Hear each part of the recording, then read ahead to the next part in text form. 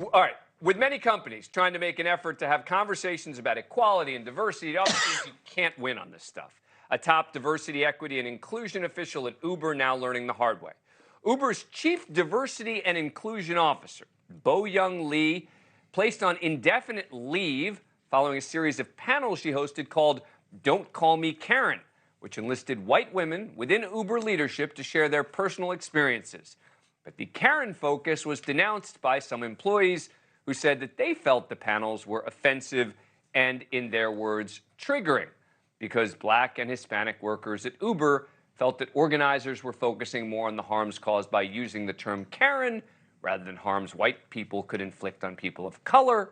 In a leaked Slack message, an employee stated, "I felt like I was being scolded for the entirety of that meeting." Another top Uber exec responded saying, "We've heard that many of you are in pain and upset by yesterday's moving forward session. While it was meant to be a dialogue, it's obvious that those who attended did not feel heard.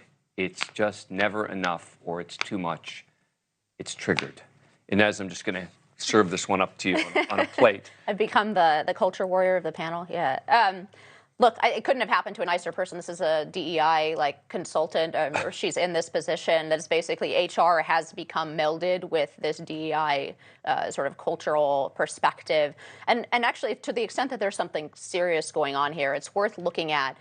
Back in the 90s, there were changes made to the Civil Rights Act and it started mostly in the sexual harassment context, but went out from there into the racial context, where you could sue a company for an enormous amount of money, right, in a Title VII and a lawsuit over employment, if there were sort of these subjective remarks from several different people in the company that anyone found subjectively offensive. And that's when companies really started all this diversity training, the CYA behavior, because it made them vulnerable to very high dollar lawsuits. I think that we should re-look at the balance. Obviously, if somebody is really experiencing harassment, it's a problem and it should be illegal. But I think this has gone too far. Once you go down the road with these, these DEI panels and this, you empower so much the people who are there to be on the panels, et cetera, that anything they say, well, I was offended. I felt hurt by this. And I'm still getting over Frank's remark. I'm really yeah. That is precisely the problem with the DEI culture, and I think Inez is right in terms of some of the genesis of this legally,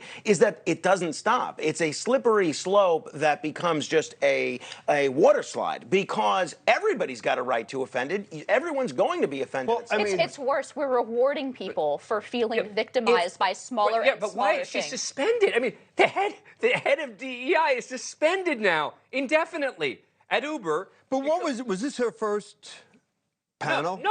She'd been doing panels she'd been there for a number of years. She was holding these panels with regard to white women, supposedly how to avoid getting, But I mean, it goes to Frank's point. I mean, no, people were offended that some folks were offended, and the company made an effort to deal with those folks that were offended.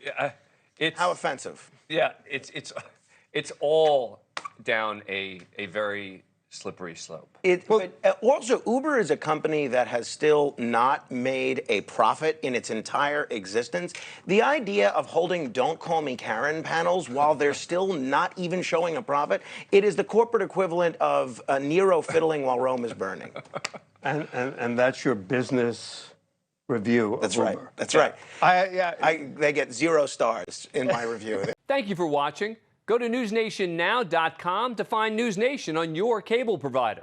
And don't forget to click the red subscribe button below to get more of NewsNation's fact-driven, unbiased coverage.